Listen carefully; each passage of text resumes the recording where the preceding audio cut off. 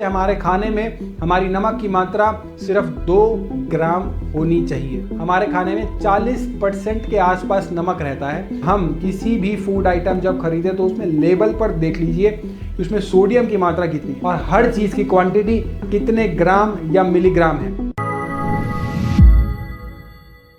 नमस्कार, मैं डॉक्टर पुनीत कर्मा आयुर्वेदा में आपका स्वागत करता हूं। आज हम बात करने वाले हैं शरीर के बहुत इंपॉर्टेंट ऑर्गन के बारे में जिसका नाम है किडनी। किडनी की हेल्थ को हम किस तरीके से बहुत अच्छा मेंटेन करके चलें, क्योंकि दर्शकों मैं आपको एक बात बताना चाहता हूं कि किडनी हमारा एक ऐसा बॉडी का ऑर्गन है जिसमें प्रॉब्लम हो भी रही होती है या बढ़ चुकी होती है तो हमें देर से पता चलता है, डायग्नोसिस इसका लेट हो पाता है। ऐसा नहीं होता कि जैसे ही हमारा सर दर्द हुआ या हमें बुखार हुआ या हमें 1-2 दिन में पता लग जाता है। सर दर्द के केस में तो 1-2 घंटे में ही पता लग जाता है। किडनी के केस में लेट पता लगता है क्योंकि उसके सिम्टम्स जो होते हैं वो दिखने शुरू लेट होते हैं। तो ऐसी आज हम डेली हैबिट्स के बारे में बात करेंगे। 19 ऐसी डेली हैबिट्स के बारे में बताऊंगा जिसको आप ध्यान में रखें, जिनको कि आप नजरअंदाज ना कीजिए, जिससे कि हम अपनी किडनी को बिल्कुल स्वस्थ रख सकते हैं। चलिए अब शुरू करते हैं और डेली हैबिट्स के बारे में आपके शरीर को जाने अनजाने में जो नुकसान पहुंचा रही है उनके बारे में बात करना। Number 1, intake of excess salt. जी हाँ, तो सबसे पहले नमक का ज्यादा होना हमारे खाने पीने की चीजों में। जी हाँ, हम ज्यादा नमक लेते हैं, वह चाहे हमारे खाने की चीज में हो या हमारे पीने की कोई ड्रिंक में हो, जिससे किडनी को काफी नुकसान पहुंचता है। क्योंकि नमक जो होता है वो बेसिकली सोडियम क्लोराइड होता है, जिसके की ज्यादा लेने से बॉडी में किडनी का मेन फंक्शन जो कि फिल्ट्रेशन का होता है उस पर लोड पड़ता है। क्योंकि नमक हमारी बॉडी में जाकर ब्लड प्रेशर को बढ़ा देता है, जिसके कारण नेफ्रॉन्स पर ज्यादा हाई ग्लोमेरुलर प्रेशर पड़ता है, जिससे कि किडनीज को बहुत ज्यादा मेहनत करनी पड़ती है टॉक्सिन्स को बाहर निकालने के लिए, और उनके कारण जो बॉडी का सोडियम और पोटेशियम बैलेंस होता है वो है भी बिगड़ जाता है। एक बहुत ही विश्वसनीय संस्था जिसका नाम है वर्ल्ड हेल्थ ऑर्गेनाइजेशन,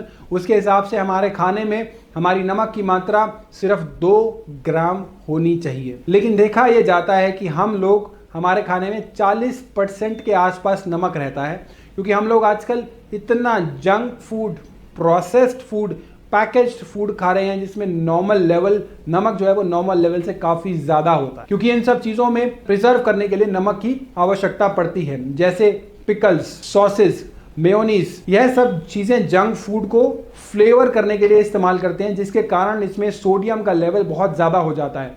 तो हमारी कोशिश यह रहनी चाहिए कि हम किसी भी फूड आइटम जब खरीदे तो उसमें लेबल पर देख लीजिए कि उसमें सोडियम की मात्रा कितनी है और हर चीज की क्वांटिटी कितने ग्राम या मिलीग्राम है लिखा हुआ आता है। हमें कोशिश यह करनी है कि हमें फ्रेश फूड्स या वेजिटेबल्स खाएं। पैकेज्ड फूड आइटम्स जितना हो सके हम कम क्वांटिटी में उनका सेवन करें। नेक्स्ट हैबिट है एक्सेसिव शुगर इनटेक। जब हम बात करते हैं अपनी दूसरी ऐसी आदत की जो किडनी के स्वास्थ्य के लिए बहुत ही नुकसानदेह होती है, वह है ज्यादा चीनी का इस्तेमाल करना या ज्यादा शुगर होना हमारे खाने के अंदर। शुगर ज्यादा लेने से होता क्या है, ब्लड शुगर लेवल बढ़ जाता है। जैसे ही 180 के ऊपर जाने लगता है तो जो ब्लड प्रेशर है, हमारा जो ब्लड प्रेशर है वो भी इंक्रीज होने लग जाता है, और किडनीज को जो फिल्ट्रेशन की प्रक्रिया है उसमें शुगर के कारण बहुत ज्यादा एफर्ट करना पड़ता है, और एक लिमिट के बाद तो शुगर लेवल अगर बढ़ जाए तो किडनी को डैमेज ऑटोमेटिकली स्टार्ट होना शुरू हो जाता है। क्योंकि हमारे ब्लड में जो बहुत ज्यादा शुगर के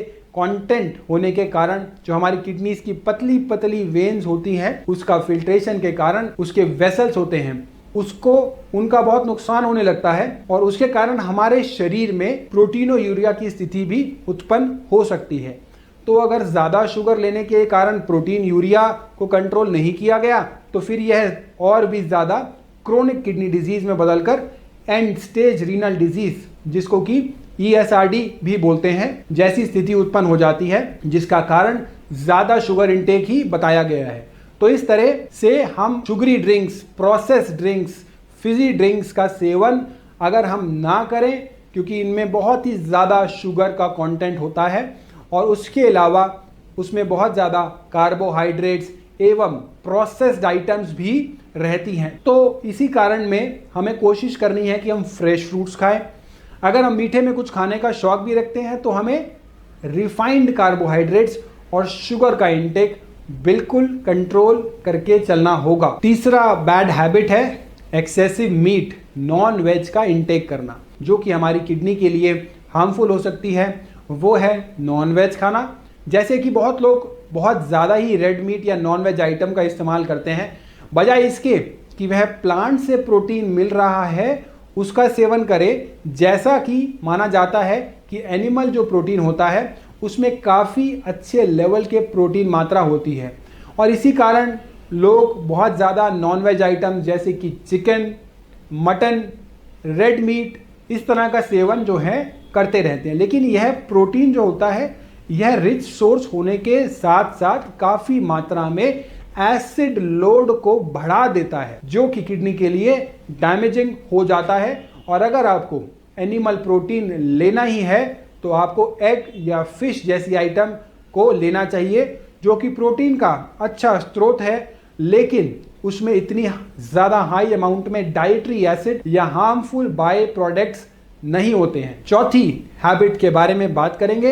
एक्सरसाइज का करना। अगर हम बात करें चौथी ऐसी हैबिट के बारे में जो कि बहुत ज़्यादा एक्सरसाइज करना, बहुत हार्ड एक्सरसाइज करना, लेकिन एक्सरसाइज करना बहुत अच्छा होता है शरीर के लिए। एक कंडीशन आती है जिसका नाम होता है रैप्डोमायोलाइसिस, जो कि बहुत सारे एक्सरसाइज के बाद मसल्स के सेल्स जब ब्रेक डाउन होते हैं तो एक तरह का प्रोटीन जिसको कि हम बोलते हैं मायोग्लोबिन, वह हमारे ब्लड में रिलीज होने लगता है, और वह प्रोटीन हमारे शरीर को नुकसान पहुंचाता है। क्योंकि कोई भी चीज़ हैवी होगी तो उसके निकलने के लिए किडनी को बहुत ज़्यादा मेहनत करनी पड़ती है और उस पर बहुत लोड पड़ता है। पांचवी ऐसी हैबिट है over use of pain killers. जरा सा शरीर में दर्द हुआ और हमने खा लिया एक पेन किलर। यह पेन किलर बहुत ही ज़्यादा लॉन्ग टर्म में नुकसान पहुंचाता है।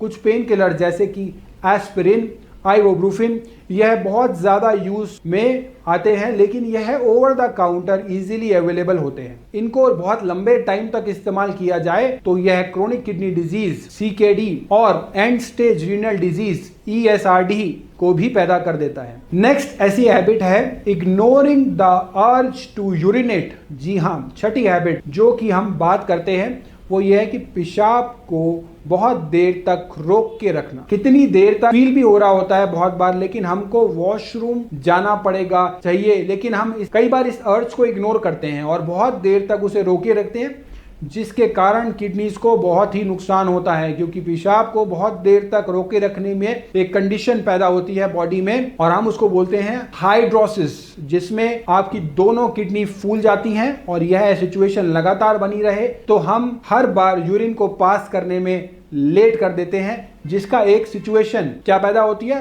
हाइड्रोनेफ्रोसिस। हाइड्रोनेफ्रोसिस जो होता है वो बन जाता है, जो कि किडनी के लिए काफी रिस्क हो जाता है। और हाइड्रोसिस की सिचुएशन के कारण ऐसी स्थिति उत्पन्न हो जाती है जिसको कि हम बोलते हैं UTI या यूरिनरी ट्रैक्ट इन्फेक्शन। क्योंकि ज्यादा देर तक यूरिन के पास ना करने पर बैक्टीरियल इन्फेक्शन बढ़ जाता है और किडनीज को भी नुकसान पहुंचता है। नेक्स्ट है इग्नोरिंग यूरिनरी ट्रैक्ट इन्फेक्शन। अब हम बात कर रहे हैं सातवीं ऐसी हैबिट की जो कि इग्नोर करने पर किडनी की प्रॉब्लम बढ़ सकती है। जी हाँ, जब भी UTI होता है तो हम इन्फेक्शन को इग्नोर नहीं करना चाहिए, क्योंकि एक इन्फेक्शन की तरह एक बैक्टीरियल इन्फेक्शन होता है जो कि हमारे शरीर के यूरिनरी ट्रैक्ट को इन्फेक्ट करता है। जैसे कि हमारा यूरिनरी ब्लैडर हो गया, किडनी हो गई, यूरेथ्रा हो गया, तो इनका इन्फेक्शन जब बढ़ जाता है तो यह एक तरह की सिचुएशन या कंडीशन पैदा होती है जिसको कि हम बोलते हैं पाइलोनेफ्राइटिस। यह किडनी के लिए बहुत नुकसान की सिचुएशन है और इसके कारण परमानेंट किडनी डैमेज भी हो सकता है और सेप्सिस की सिचुएशन भी पैदा हो सकती है, जो कि लाइफ थ्रेटनिंग हो जाती है। और हमारे यूरिनरी सिस्टम के लिए, क्योंकि हमारा ये यूरिनरी सिस्टम का पूरा फिल्टरिंग और फ्लूइड बैलेंस का काम करता है। तो दर्शकों, अभी बाकी की हैबिट्स जो है हम नेक्स्ट वीडियो में डिस्कस करेंगे। नमस्कार।